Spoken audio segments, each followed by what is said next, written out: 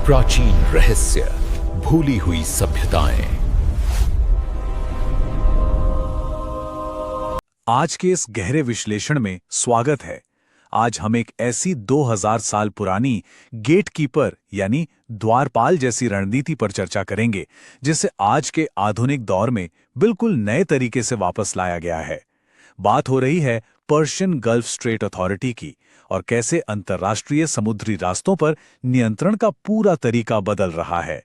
एक ऐसी स्थिति बन रही है जहां दुनिया के सबसे महत्वपूर्ण समुद्री रास्ते पर दबदबा बनाए रखने के लिए अब हथियारों से ज्यादा कागजात का इस्तेमाल हो रहा है।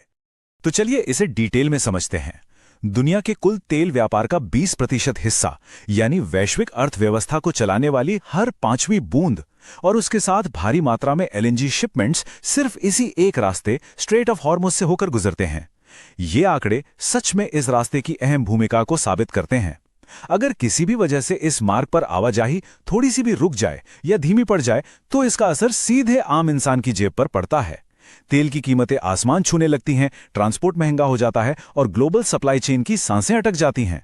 और सबसे हैरानी की बात क्या है, ग्लोबल इकोनॉमी का इतना विशाल और जरूरी हिस्सा सिर्फ 21 मील चौड़े एक बेहद सकरे रास्ते पर निर्भर करता है। सोचिए जरा, ये बिल्कुल ऐसा है जैसे किसी विशाल तेज रफ्तार हाईवे का पूरा ट्रैफिक अचानक एक छोटी सी गली में मोड़ दिया गया हो।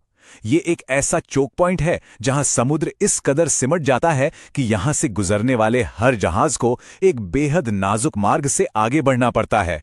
इस छोटी सी 21 मील की चौड़ाई पर दुनिया के कई देशों का भविष्य टिका हुआ है। अब आते हैं इस नई स्थिति पर, from threats to bureaucracy, swapping piracy for paperwork. ये स्लाइड इस पुरानी और नई रणनीति के फर्क को एकदम साफ करती है। इतिहास गवाह है कि इस क्षेत्र में हमेशा सैन्य धमकियों और हथियारों का दबदबा रहा है। रास्ता रोकने की धमकियां आम बात थी, लेकिन अब इन सैन्य धमकियों और नाकाबंदी की जगह एक चतुर रणनीति ने ले ली है, जिसे पीजीएसए यानी पर्शियन गल्फ स्ट्रेट अथॉरिटी कहा जा रहा है। तोपों और मिसाइल्स की जगह अब पेपरवर्क और ब्यूरोक्रेसी ने ले ली है।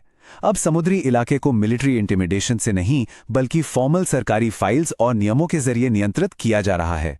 और इस नए प्रशासनिक दबदबे का सबसे बड़ा हथियार है ट्रांजिट परमिट। ये दरअसल है क्या? ये एक अनिवार्य अनुमति पत्र है जिसे पीजीएसए द्वारा जारी किया जाता है। इस परमिट के बिना किसी भी जहाज को आगे बढ़ने की इजाजत नहीं मिलती। इसमें ना सिर्फ टोल वसूली होती है बल्कि शिपिंग कंपनियों के साथ गहरी कोऑर्डिनेशन भी शामिल है। इस ब्यूरोक्रेटिक तरीके का मुख्य मकसद अपने नियंत्रण को वैध बनाना और पश्चिमी देशों के सैंक्शंस यानी प्रतिबंधों को बाईपास करने का एक लीगल रास्ता बनाना है। एक कागज का फॉर्म यहां एक बेहद ताकतवर हथियार का काम कर रहा है। और यहीं से शुरू होता है असली hurdle, the 40 question toll gate, the new bureaucratic hurdle. अब यहां सबसे दिलचस्प बात यह है कि यह नया टोल गेट सिर्फ एक आम फॉर्म भरना नहीं है, बल्कि ये किसी बेहद सख्त सरकारी दफ्तर जैसा एक लंबा प्रशासनिक सिरदर्द है। हर विशालकाय जहाज को पूरे 40 सवालों की एक लंबी लिस्ट से गुजरना पड़ता है।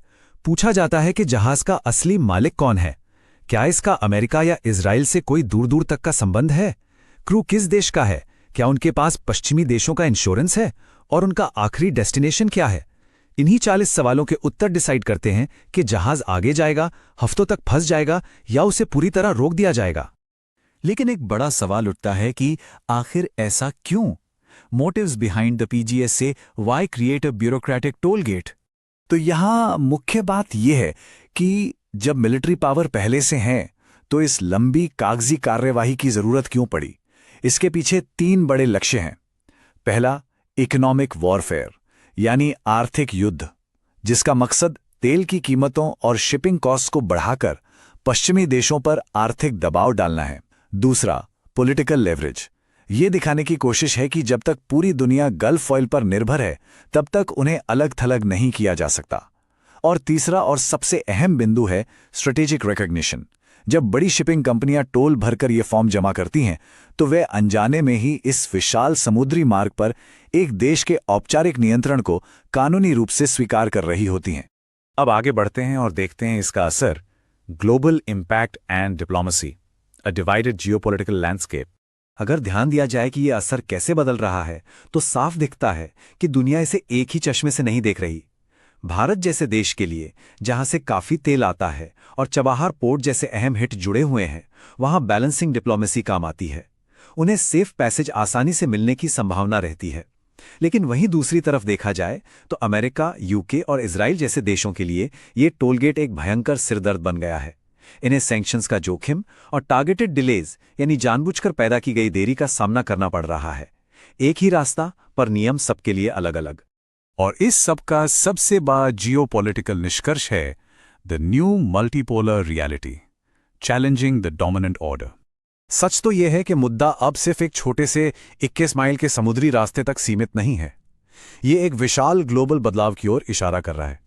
ईरान, चाइना और रशिया का जो अलाइनमेंट बन रहा है, वो पश्चिमी देशों के पारंपरिक दबदबे को बहुत सीधे तौर पर चुनौती दे रहा है। पीजीएसए की ये नई रणनीति इसी जियोपॉलिटिक्स का हिस्सा है, जो दर्शाता है कि दुनिया अब एक मल्टीपोलर ऑर्डर की तरफ बढ़ रही है, जहां किसी एक शक्ति का अकेले का दबदबा बरकरार रखना मुश्किल हो रहा है। हम बिल्कुल निष्पक्ष होकर अगर इसे समझें तो ये एक बहुत बड़ा सिस्टम शिफ्ट है। पर इन सब के बीच जोखिम बहुत बहुत बड़ा है। अगर इस चोक पॉइंट पर तनाव और बढ़ता है तो उसके नतीजे बेहद गंभीर हो सकते हैं।